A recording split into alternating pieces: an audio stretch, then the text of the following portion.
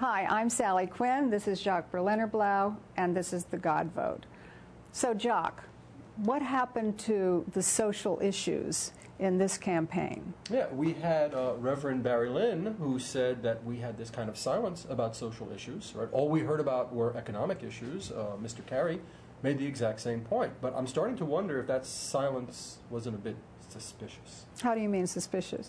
Oh, I don't know. I read that piece by Michelle Borstein in the Washington Post yesterday. Excellent piece about how fundraising is proceeding apace on the religious right. And I feel that now that these folks are in the House, the possibility exists that we're going to be hearing about abortion and gay marriage. But if you recall, Sally, we didn't hear one thing about abortion and gay marriage in the run-up to the 2000s. So you think that there was a sort of word, unspoken word that went out, sort of saying, listen, guys, these are losers in the general population. In fact, so let's not talk about gay rights and marriage and abortion. I, in fact, acted out of a scene of Oliver Stone's JFK, putting it all together, but the silence really was, I'm not a conspiracy theorist, but the silence was astonishing to me. Only at the end some Tea Partiers lost discipline and you started hearing about Christian Nation and whatnot, but that only came in the last But even with the Tea Partiers, if you said, what about gay rights or what about abortion, they would sort of say, oh, well, it's the economy. I mean, they didn't, they were not on it the way they normally are. And if they were classic libertarians, right, we would assume that they really would be for gay marriage because the state does not have the right to dictate your most intimate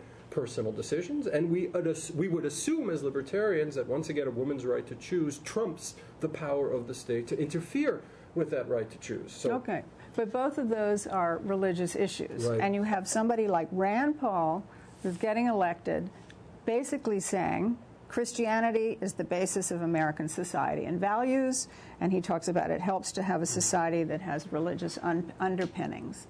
So, I mean, that was a very clear religious message. I think the story of 2010 is going to be this seamless melding of libertarian agendas and classic Christian right agendas. But as Barry Lynn was pointing out, at some point it fundamentally doesn't make sense. Well, there's a total contradiction. How can you be libertarian and still want this to be a Christian nation? I don't quite understand that. Do you have any insight into this problem?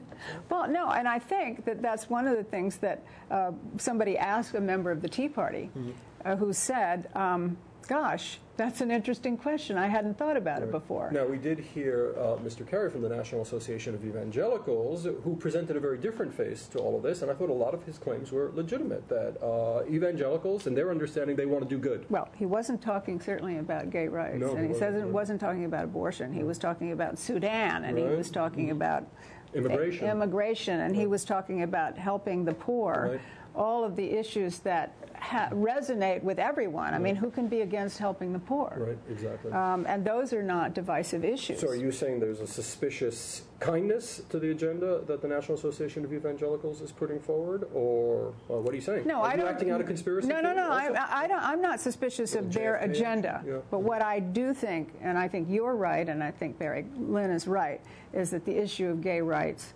and abortion is not dead. No. And that as soon as the Republicans take over the House, I think that those issues will come back to life.